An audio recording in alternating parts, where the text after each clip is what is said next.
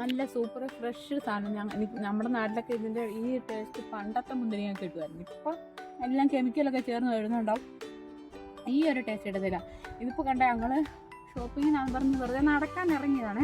അപ്പോൾ ഇതിൻ്റെ അപ്പുറത്തോട്ട് ഇവരുടെ തോട്ടം, കൃഷിത്തോട്ടം, ആപ്പിളും ഇഷ്ടം പോലെ തന്നെ അങ്ങോട്ടൊക്കെ അവിടെ എല്ലാം ആപ്പിളും ഇതും മറ്റു കാര്യങ്ങളൊക്കെ. അപ്പോൾ ഇത് ഇവർ മുന്തിരി നട്ടു വളർത്തിയേക്കുന്നത് അത് നമ്മുടെ ഈ റോഡിലോട്ട് കിടക്കുന്നതാണ്.